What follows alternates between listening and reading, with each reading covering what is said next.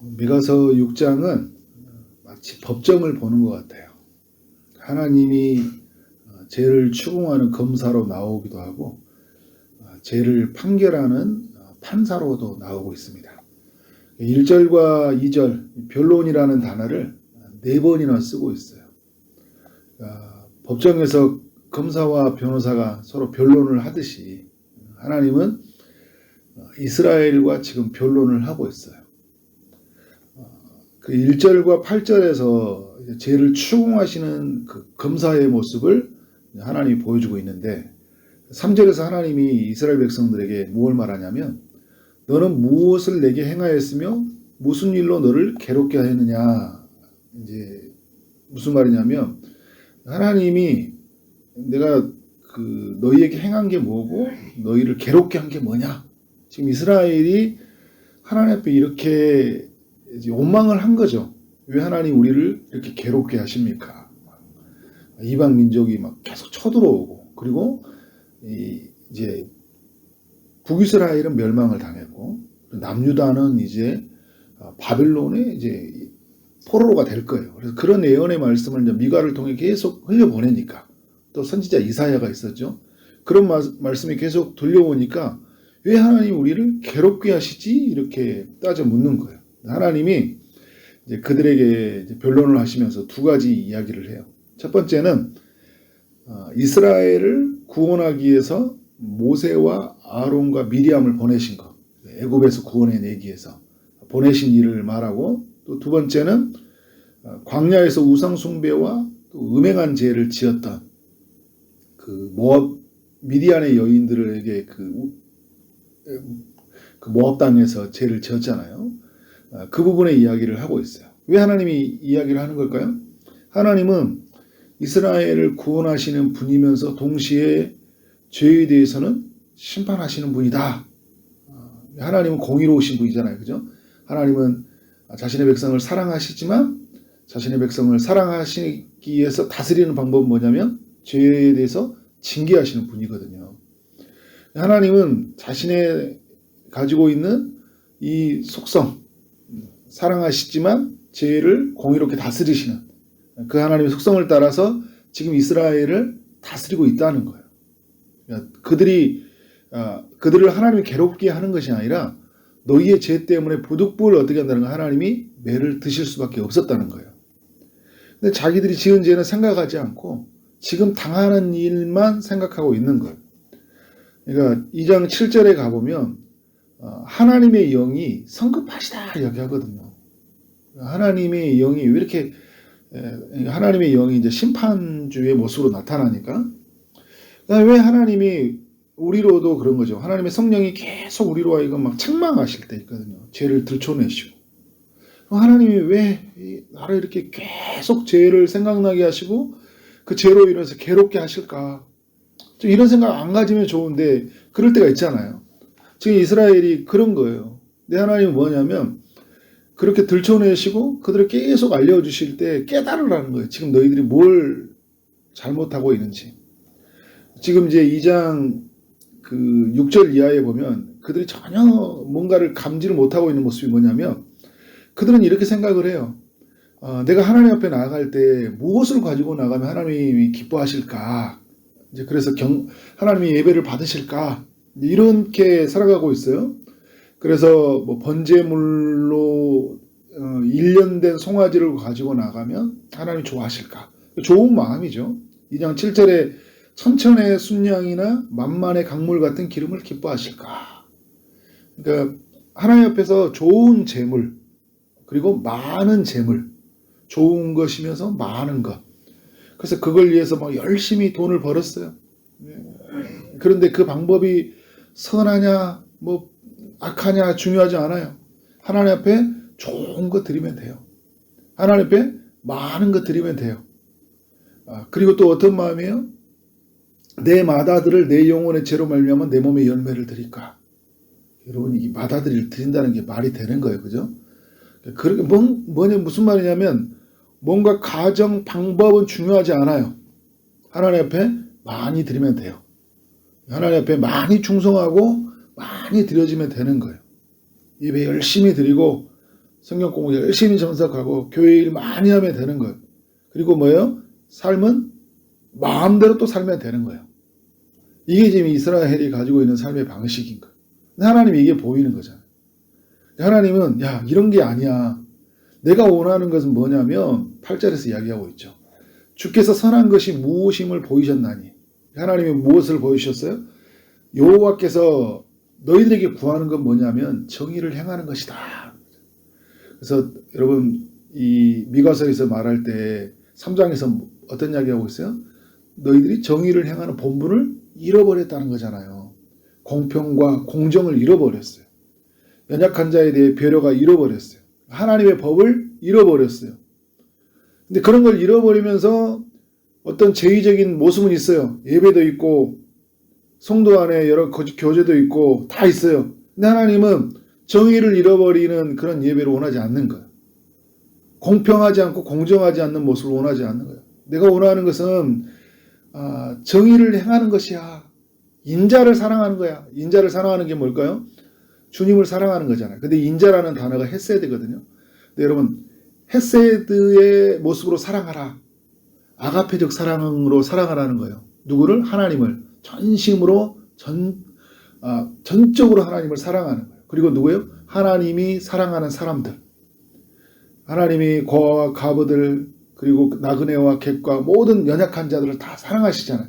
하나님은 모든 백성을 사랑을 해요. 그런데 사람들은 어떻게 사랑하고 있어요? 내가 좋아하는 사람만 사랑하고 나에게 힘이 될 것 같은 사람만 사랑하고 나에게 도움이 안 되고 내가 꼴보기도 싫고 하는 사람들은 전혀 눈길 하나 주지도 않고 그에게는 아무런 것도 베풀지 않는 거예요. 인자를 사랑하지 않는 거예요. 또 어떤 모습이에요?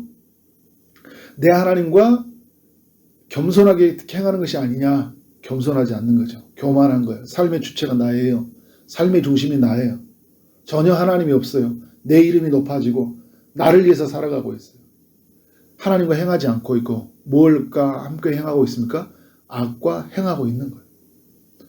이런 모습으로 사는 것을 하나님이 원하시거든요. 근데 이들은 이러한 삶을 살지 않고 뭐 어떻게 살고 있어요?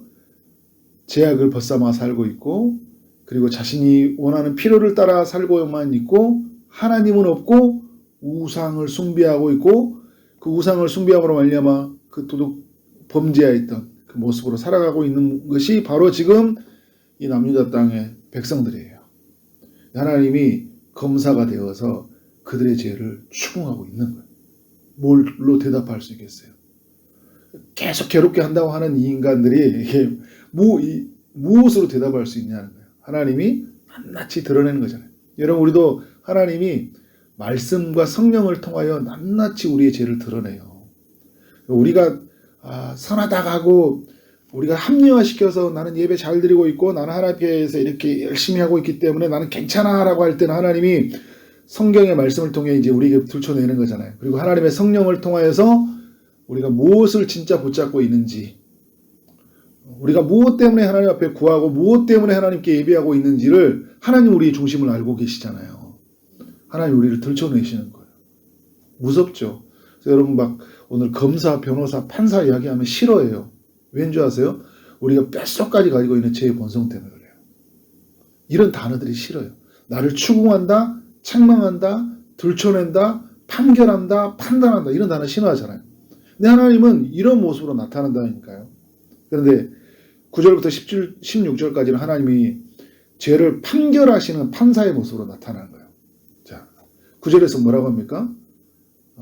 성읍을 향하여 부르시나니 지혜는 주의 이름을 경외함이라 너희는 뭐가 예비되었다고요? 매가 예비되었다. 그것을 정하신 이가 누구인지 들을지니라. 이제 판결이 이루어지고 있는 거예요. 이들이 어떤 죄를 저질렀냐? 부정하고 강포가 가득하고 폭력과 그런 것들이 가득하다는 거잖아요. 거짓되고 그런 살아가는 이들에게 하나님이 행하신 일이 무엇이냐면 항폐하게 하겠다 이야기하고 있어요. 그 불의한 재물로 살아가는 이들 그리고 그것을 쌓아두고 살아가는 이들에게 그 모든 것을 항폐하게 하겠다. 먹어도 배부르지 못하게 하고 항상 속이 빌 것이다. 공허하게 살 것이다 라는 거잖아요. 감추어도 보존하지 못하고 보존된 것을 주님의 칼에 붙여서 그 모든 것을 사라지게 할 것이다. 씨를 뿌려도 추수하지 못하고 감람나무 열매, 포도나무 열매를 거두지 못하는 세상, 사람들의 조속거리가 되고 수욕거리가 되는, 사람들에게 수치를 당하는 것을 만나게 될 것이다. 이제 이들은 그래서 바벨론의 포로로 끌려갈 수 없는 하나님의 판결을 보여주고 있는 거예요. 그들은 계속해서 어떤 생각을 하냐면, 우리는 그렇게 끌려갈 만한 죄가 아닙니다라고 이야기하니까, 너희는 끌려갈 만한 수밖에 없다는 것을 어떻게 하는 거예요? 하나님이 판결하신 거예요. 너희는 바벨론으로 가야 돼. 왜냐하면 이것이 하나님의 일하심의 방법이니까. 왜요? 대가를 지불해서 죄를로부터 돌이키기 위해서, 하나님의 백성들로 살기 위해서 하나님이 행하신 일이에요.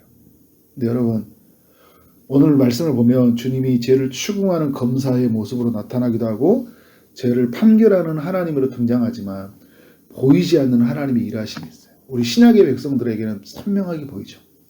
하나님이 오늘 우리를 대신해서 뭘로 또 나타날까요? 변호사가 되는 거예요. 변호사가 누가 오셨습니까? 하나님의 아들 예수께서 오신 거예요. 그래서 히브리서에서 7장에서 보면 그가 우리의 언약의 보증이 되신다. 그가 우리를 변호하신다. 성령이 우리를 변호하시는 영으로 오셨잖아요. 그죠? 예수님이 오셔서. 그래서 우리가 물어야 형벌을 누가 받으셨어요? 주님이 대신 받으신 거예요.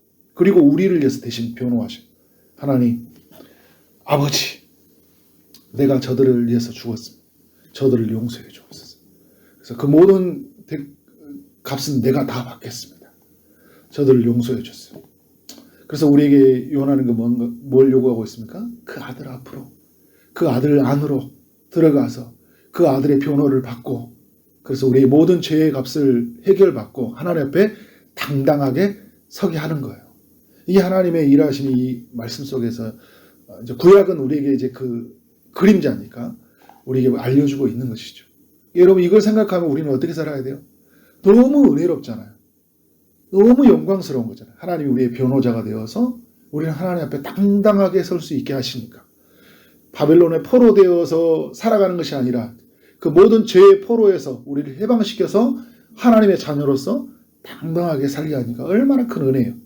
이런 은혜를 받은 우리가 어떻게 살아가야 됩니까? 2장 오늘 8절에 말했던 것처럼 구원해 주신 그 은혜에 감사해서 이제 우리는 정의를 행하고 사는 거잖아요. 근데 우리 정의를 행하고 살 때 주체자가 우리가 아니라 하나님의 영을 우리 가운데 보내셨으니까 하나님의 영을 힘입어서 주님이 친히 이 땅에 오셔서 그 공평과 공정과 연약한 자를 돌보고 살았던 그 정의로운 삶을 우리로 하여금 살게 하시잖아요. 그래서 그 주님을 구하고, 그리고 인자를 사랑하고 헤세드의 사랑으로 하나님과 이웃을 사랑하고 겸손하게 하나님과 동행하며 살아가는 것, 이제 우리가 이 땅에 오신 예수 그리스도와 함께, 그가 보내신 성령과 함께 살아가는 삶인 줄 믿습니다. 그래서 여러분, 오늘 또 그렇고 또 주말을 보내는 동안 하나님께서 하나님의 영과 함께 어떻게 하면 내가 주의 보내신 일터에서 또 가정에서 하나님, 제가 어떤 모습으로 하나님 앞에 드려야 될까요? 라는 그런 진정한 삶의 예배자, 삶으로 하나님께 드려지는 온전한 하나님의 사람들이 되어지기를 주님 이름으로 축원합니다. 아멘. 기도하도록 하겠습니다.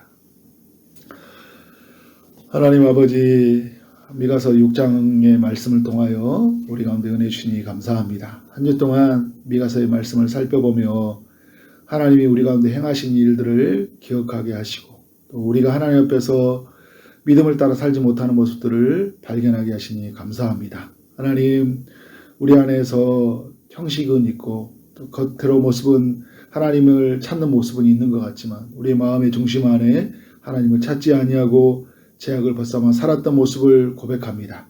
주님, 친히 우리 가운데 찾아오시고 일하시되 우리로 하여금 죄를 책망하시고 죄를 들춰내시고 죄의 값을 지불하신다 말씀하시는 하나님, 그러나 이 모든 것을 해결하기 위해서 그리스도를 보내셔서 우리로 하여금 그 죄의 값을 물으시고 또 그리스도를 힘입어서 살게 하신 하나님, 정말 하나님 앞에 죄지었던 우리 연약함들의 그 불순종의 모습 앞에 고백하면서 또 이 모든 일을 행하시는 하나님 앞에 정말 감사와 고백을 드릴 수밖에 없습니다. 하나님, 다시는 제 왕노릇하며 살지 않도록 인도하여 주옵소서.